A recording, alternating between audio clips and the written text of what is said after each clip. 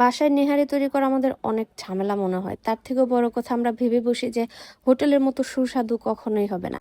এটা কিন্তু একদমই ভুল ধারণা। আপনি বাসায়ও একদম সেম টু সেম হোটেলের মতো সুস্বাদু নেহারি তৈরি করে নিতে পারবেন। কিভাবে চলুন দেখে নেই। অনেক হোটেলে কিন্তু দেখবেন যে একটু সলিড গোস্তও দিয়ে দেয় নেহারির সাথে বা পায়ার সাথে। সো আমি এখানে তাই করেছি, 5 থেকে 7 পিস সলিড গোস্ত নিয়ে নিয়েছি। এগুলো আমি খুব ভালো করে ধুয়ে যেই পাতিলে আমি রান্না করব ঠিক সেই পাতিলে রেখে দিয়েছি। এবার আমি একে একে মশলাগুলো দিয়ে দেব। এখানে আমি প্রথমে আস্ত গরম মশলা নিয়ে নিয়েছি, যেমন তেজপাতা, লবঙ্গ। এখানে আপনারা পরিমাণ মতো নিয়ে দিবেন। যারা আসলে মাংস রান্না করতে পারেন তারা বুঝে যাবেন যে কি পরিমাণে লাগবে। এখানে এলাচ আমি দিয়েছি 10 থেকে 12টা, দেন তেজপাতা 5 থেকে 7টা, দারচিনি 2 থেকে 3টা বা 4 পিস আপনারা দিয়ে দেবেন। সো এখানে আমরা কি কি দিয়ে দিয়েছি আপনারা দেখতেই পাচ্ছেন। এখানে কিন্তু তৈরি করতে আসলে এক্সট্রা কিছু লাগবে না। এবার আমি দিয়ে দিচ্ছি 3 টেবিল চামচ হচ্ছে আদা বাটা। সেমভাবে আমি হচ্ছে আদা বাটা, রসুন বাটা, দেন হচ্ছে জিরা বাটা দিয়ে দেব। অ্যান্ড সাথে আমি 2 থেকে 3 টেবিল চামচ হচ্ছে পেঁয়াজ বাটাও কিন্তু দিয়ে দিয়েছি। এখানে এক্সট্রা কোনো মশলা লাগবে না। নর্মালি আমাদের গোস্ত রান্না করতে যেই মশলাগুলো লাগে আমরা সেগুলোই দিয়ে দিয়েছি।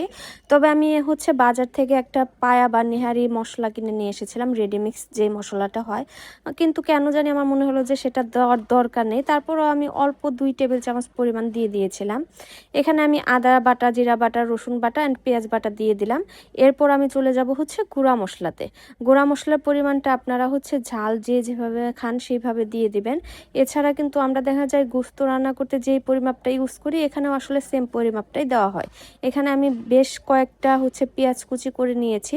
পেঁয়াজ কুচিটা একটু বেশি দেওয়ার ট্রাই করবেন, তাহলে স্বাদটা একটু ভালো আসবে। এর পাশাপাশি পরিমাণ মতো আপনারা লবণ দিয়ে দিবেন। আমি এখানে 2 টেবিল চামচ দিয়ে দিয়েছি, কারণ লবণ হচ্ছে আগেই বেশি দিয়ে দিলে প্রবলেম, পরে হয়তো টেস্ট করে যদি মনে হয় যে আরও লাগবে তখন দেওয়া যায়। আমি সবসময় রান্নার ক্ষেত্রে লবণটা একটু কম দিই, দেন পরে অ্যাড করি। এখানে দিয়ে দিচ্ছি আমি 1.5 চামচ পরিমাণের হলুদ গুঁড়া। এবার সাথে আমি দিয়ে দেব মরিচের গুঁড়া অ্যান্ড হচ্ছে ধনিয়া গুঁড়া। নর্মালি আমরা কিন্তু গোস্ত রান্না করতে এই মশলাগুলো ইউজ করে থাকি। আমার এই গুঁড়া মরিচের কালারটা খুবই হচ্ছে একটু কড়া কালার, যার জন্য আপনারা দেখতেই পারবেন নেহারির কালারটা অনেক বেশি কড়া এসেছে, বাট অতটা কিন্তু ঝাল হয়নি।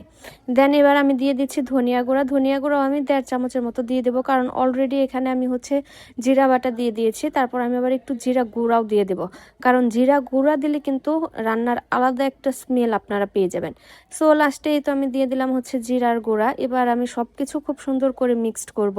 এবার আমি তেল দিয়ে দিচ্ছি, সাথে হচ্ছে আমি যে রেডিমিক্স নেহারি বা পায়া মশলাটা নিয়েছিলাম সেটা একটু দিয়ে দেব। তবে খুবই কম পরিমাণে আমি দিয়েছি, কারণ এখানে এমনি মশলার পরিমাণ অনেক অনেক বেড়ে গিয়েছিল।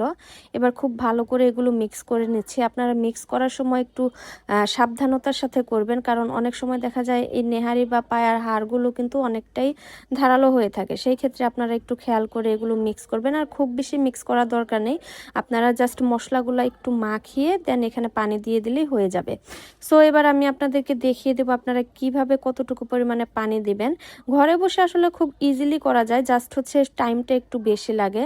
নেহারি তৈরি করতে 5 থেকে 7 ঘন্টা সময়ও লেগে যায় অনেক সময়।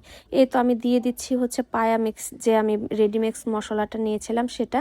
এটা আমি পুরোটা দিইনি, এটা আমি অল্প একটু পরিমাণে দিয়ে দিয়েছি, যে কি স্মেল বা হচ্ছে কি ফ্লেভারটা আসে সেটা দেখার জন্য, এক্সপেরিমেন্ট বলতে পারেন। এবার আমি পানি দিয়ে দিচ্ছি। পানির পরিমাণটা আপনারা একটু বেশি দেওয়ার চেষ্টা করবেন, কারণ এগুলো সিদ্ধ হতে কিন্তু অনেক বেশি সময় লাগবে। সো আমি আসলে আগে ভেবেছিলাম যে নেহারি তৈরি করতে হয়তো খুব বেশি সময় লাগে না, বাট আমি পরে আম্মুর কাছে শুনলাম যে নেহারি তৈরি করতে অনেক সময় লাগে। আর আমি আসলে কখনো রান্নার ব্লগ ভিডিও করি না, আমি সবসময় ইউটিউবের জন্য শপিং ব্লগ, ফানি ব্লগ করে থাকি। অ্যান্ড আমার ফেসবুক পেজও হচ্ছে এ ফর আশা, আশাফা নামে 2টা আপনারা পেয়ে যাবেন। সেখানেও আপনারা ফানি ভিডিওই বেশি দেখতে পারবেন। সো ইদানিং ভেবেছি যে একটু ট্রাই করি রান্নার রেসিপি, দেন আসলে নেহারি ট্রাই করা। বাট আমি আসলে রান্না বান্না খুব বেশি করলেও সেগুলো নিয়ে ভিডিও নিয়ে কাজ করা হয় না। এখানে আপনারা নেহারির কালারটা দেখতেই পাচ্ছেন, খুবই সুন্দর একটা কালার আসছে, বাট এটা সিদ্ধ হতে অনেক বেশি সময় লাগবে। খুবই অল্প বা মিডিয়াম আঁচে আপনারা এটা রেখে দিবেন। এরপর আমরা চলে যাব একটু গরম মশলা গুঁড়া করার জন্য একটা ফ্রাই প্যানে জিরা নিয়ে নিব, সাথে হচ্ছে কয়েকটা এলাচ নিয়ে নিব। এটা আপনারা কিন্তু গরম মশলার গুঁড়া সরাসরি দিয়ে দিতে পারেন, বাট আপনারা আস্তটা যদি এভাবে ভেজে দেন, পাটায় বেটে বা ব্লেন্ডার করে দেন, সেটার কিন্তু অন্যরকম একটা স্মেল আসে। আপনারা খুবই অল্প পরিমাণে আসলে নিয়ে নেবেন। আমিও এখানে নিয়ে নিয়েছি, এটা আমি ভেজে দেন পাটায় বেটে নেব, কারণ আসলে আমার এখন আবার এই অল্প একটুর জন্য ব্লেন্ডার বের করাটা খুবই ঝামেলা মনে হচ্ছে। সো এটা আমি একটু হালকা করে ভেজে নিচ্ছি, খুব বেশি ভাজা যাবে না, খুব বেশি ভাজলে এটা পুড়ে যাবে। যারা রান্না বান্না করেন আপনারা জানেন। এবার আমি বাগার দেওয়ার জন্য একটা ফ্রাই প্যানে অল্প কিছু পেঁয়াজ কুচি, শুকনা মরিচ অ্যান্ড তেল দিয়ে দিয়েছি। এটা আমরা নর্মালি হচ্ছে বাগারের জন্য যেভাবে পেঁয়াজটা ভাজি সেভাবেই ভেজে নেব, খুব বেশি ভাজবো না। ওইদিকে নেহারিটা প্রায় হয়ে এসেছে। এবার আমি জিরা গুঁড়ার যে মিক্সটা করলাম পাটায় বেটে সেটা দিয়ে দেব, সাথে এই বাগারটা দিয়ে দেব। দেন আমি এই তো নামিয়ে নিয়েছি নেহারি। এটা কিন্তু খুবই সুস্বাদু হয়েছে, আপনারা ঠিক যেমন দেখতে পাচ্ছেন। আপনাদের হয়তো কালারটা একটু এদিক সেদিক হতে পারে, কারণ এক এক মশলার কালার আসলে এক এক রকম থাকে। সো এই হচ্ছে ঘরোয়া উপায়ে একদম হোটেলের স্বাদের মতো আপনারা পেয়ে যাচ্ছেন নেহারি তৈরির রেসিপি। সবাই ভালো থাকবেন। যারা যারা এখনও চ্যানেলটি সাবস্ক্রাইব করেন নাই অবশ্যই সাবস্ক্রাইব করে দেবেন। Bye bye.